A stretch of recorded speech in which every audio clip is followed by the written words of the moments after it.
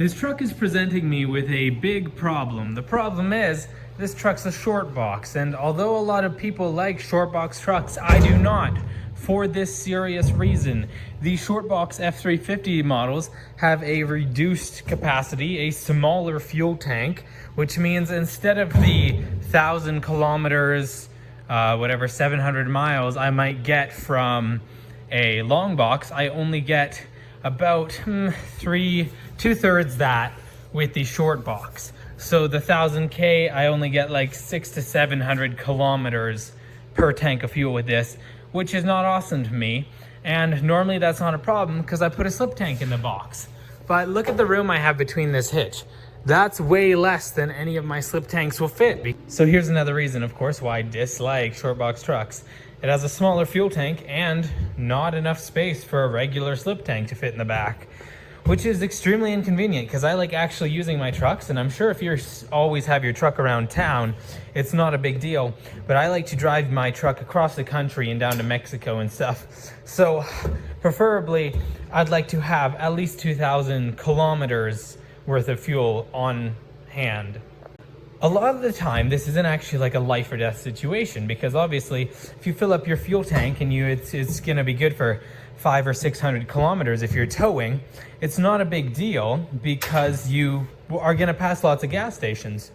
But especially here in Canada, fuel prices vary so much by the gas stations that you'll be near a gas station, it'll be double the cost of the price at another one. So I always like to carry a slip tank so I can bring fuel with me and buy fuel where it's cheaper. Because sometimes, you know, you can save a couple $100 on a road trip just by bringing your fuel with you for the trip. This is exactly why I don't like short boxes, because you have reduced fuel capacity and you don't have enough box space for a nice big slip tank in there. Anyways, I need to solve this problem today. So I have this slip tank, which I originally bought for my dually, and I bought this one because I wanted the L shape so that way I could have my fifth wheel hitch and then have space in front to have a slip tank with a toolbox.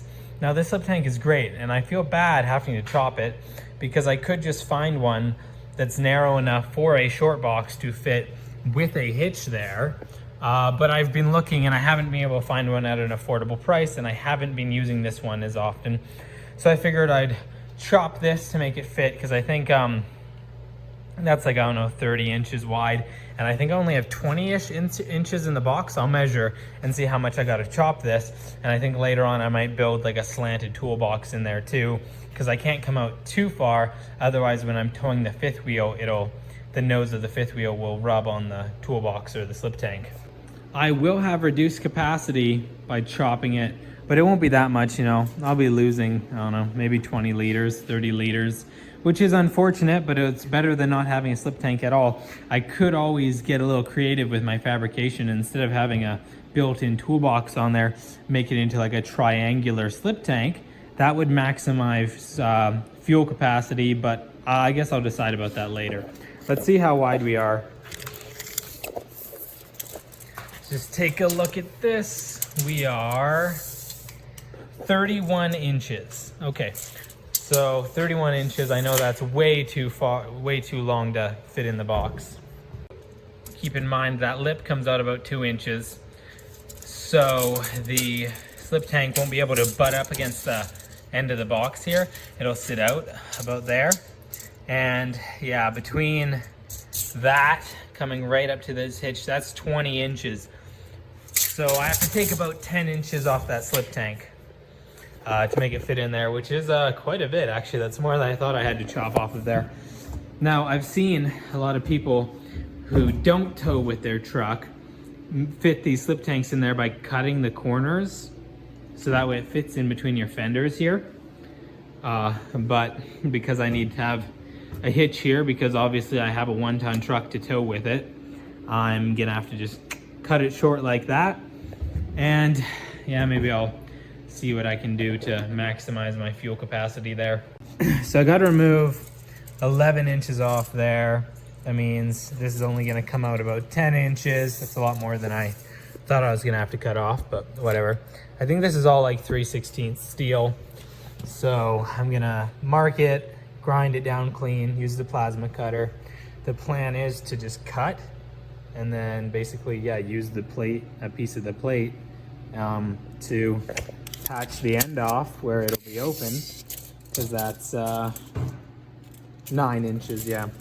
So I should be able to just use this top plate or just cut out the end plate and make that fit. Now we have a nice line drawn around at the 20 inches from the back mark. It's not perfectly straight because of course it's all kind of warped and beat up, so getting the square on there wasn't perfect, but it doesn't matter. I'm gonna take the grinder and I'm gonna score along the line all the way around, so that way I cut through the paint basically, so I can get a nice plasma cut line. But yeah, I'll just score along the line that I drew with the grinder, and that'll help it be a lot more straight than the line that's drawn on there anyways.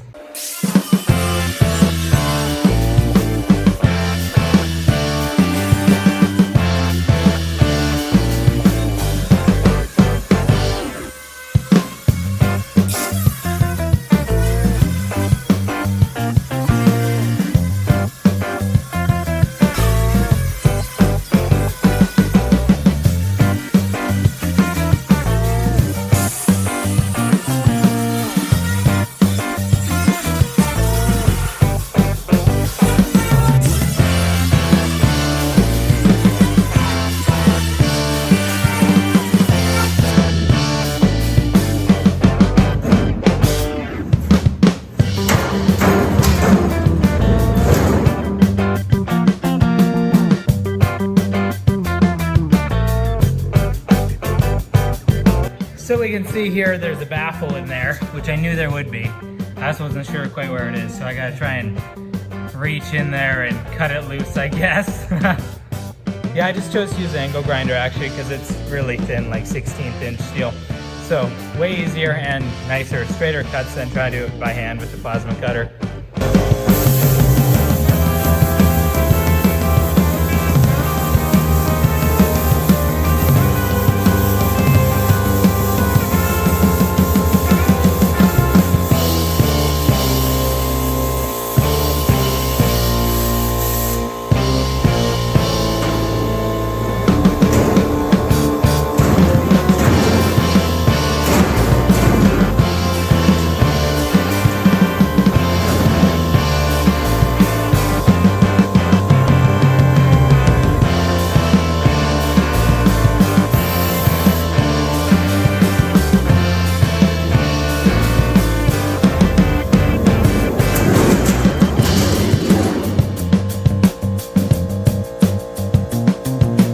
That was pretty difficult to reach in there and cut that baffle, honestly, but hey, it's done.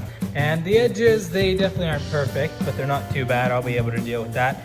So I'm gonna use a flat disc and probably a die grinder too, and clean all the burrs off the inside of the outside.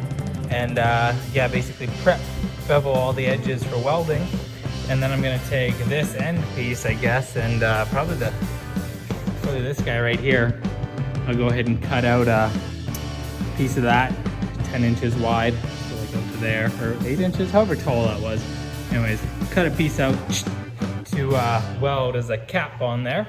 And yeah, that's pretty easy. And I see I still have diesel in there, which is all now full of grit and mud. So I'll make sure to dump that out and give this a good cleaning. And I think might see about putting a drain plug in the tank. Looks like I kind of messed up the baffle there, so I'm gonna straighten that out and weld it up because I don't want the baffle breaking loose, because when that happens, it'll slide around and break your pickup tube off. That's honestly not too bad of a fit. It's gonna take a little bit of grinding and tapping and such to make it fit perfectly, but I can definitely make do with that. You see this here I didn't cut quite straight, so I just gotta grind that down to be a better fit. I might have a little bit of a gap to fill. See if maybe I just have to center it. But yeah, I've definitely made do with worse, so I can definitely get that on there, and I don't think that it'll be too much work.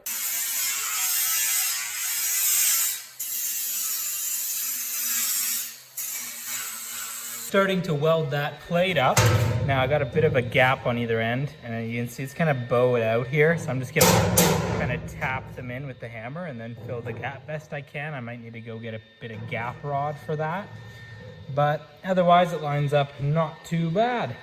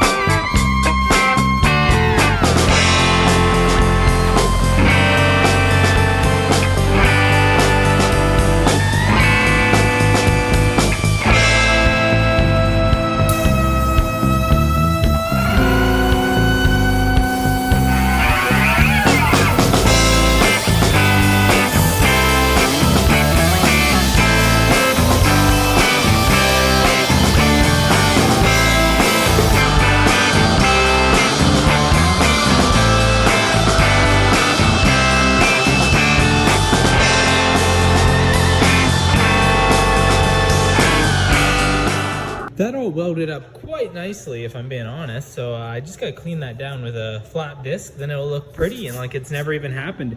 I definitely didn't do a flawless job. I can see a little bit of ripples because I didn't cut it perfectly straight, but honestly, that's not a big deal. It's just a slip tank and it's not like I'm selling it brand new or anything. So yeah, I'll just clean that up, and I'm going to cut out a piece of 1/4-inch plate to put in there for, I want a 1/2-inch drain plug there. So I'll weld a piece of plate with a hole and tap a thread through.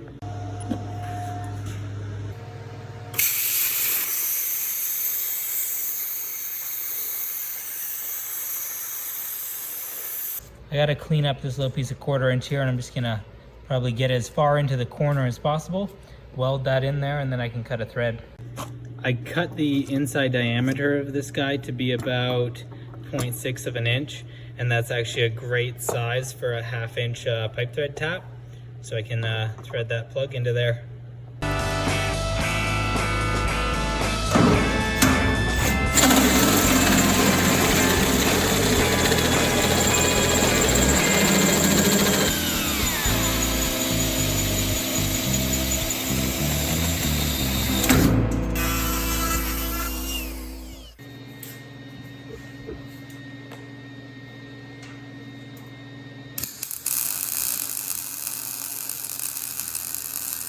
That's exactly what I wanted. That turned out actually even better than expected. So I can just tap a thread in that. I love pipe thread because it's just so easy to add a thread to something like that.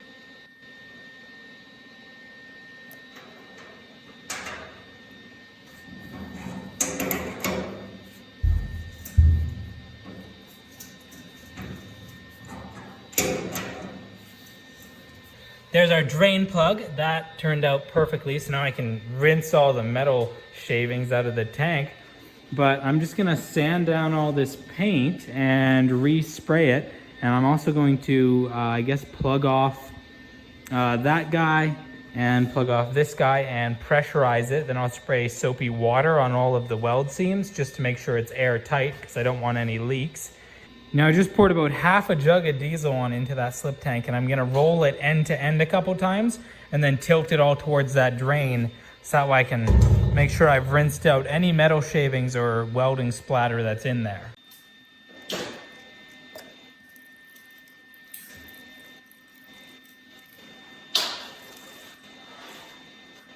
So I'm ready now to pressure test this guy. So what I did was tape over both openings on the top here, and I have a plug in that bottom drain, and I'm gonna tip it on side, and I'm just gonna poke, like use a nail, poke a little hole in the center of these guys, and just pressurize it up just a little bit till I can see the tape blowing out a little bit.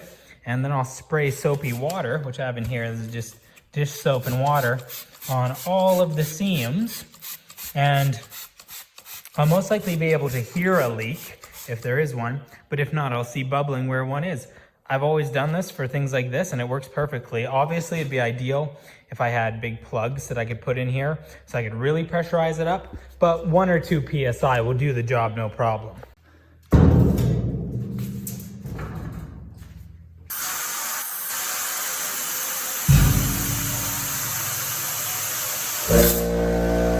So there we can see some bubbling happening right there. Perfect. The tape is got a little bit of leakage happening from the tape, but we can see there's pressure in there. So there's some bubbles. Got to weld that guy up. I'll look along here. Keep spraying.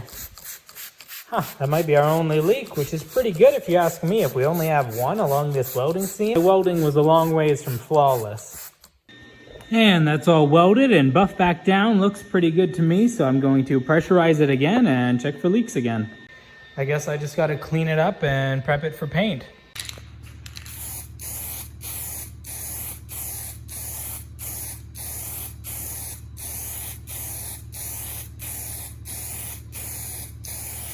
There's our first coat of paint. I'll probably end up doing 3, just that way it's got nice coverage. And the key to getting run-free paint is thin coat, let it tack up for 30 minutes maybe, and then do the next coat. Don't just spray a whole bunch on at once. You know, you can see it through it still. That's okay, because it's not gonna create any runs. Not that I'm going for great looks here anyways.